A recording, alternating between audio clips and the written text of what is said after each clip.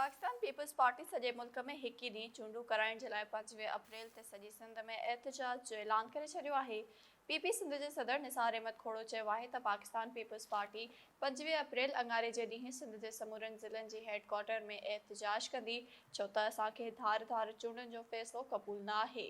निसार खोड़ो चयो त election act जे शक 69 जे तहत सॼे मुल्क में क़ौमी ऐं सूबाई असेंबलियुनि जूं चूंडूं हिकु ई ॾींहुं करायूं वेंदियूं, छो त धार धार चूंडूं मुल्क खे ॿिनि हिसनि में विरहाइण जे बराबरि हूंदो।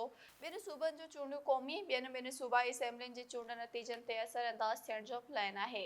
पीपी सदर चयो त अदालत इमरान ख़ान जे साज़िशी इरादनि में सहूलियतकार न बणिजे। सिंध पाकिस्तान खे ठाहियो, असां सिंध ऐं मुल्क खे ॿिनि हिसनि में विरहाइण न ॾींदासीं। निसार खोड़ो चयो त चूंडूं कराइण इलेक्शन कमीशन जो इख़्तियार आहे, उन करे चूंडुनि जो फ़ैसिलो इलेक्शन कमीशन खे करणु ॾिनो वञे। इलेक्शन कमीशन जे इख़्तियारनि में मुदाख़लत चूंडुनि जी धांधली वारियूं चूंडूं बणाइण जी कोशिश हूंदी। अदालत फुल कोर्ट ठाहे पंहिंजे फ़ैसिले ते नज़रसानी करे।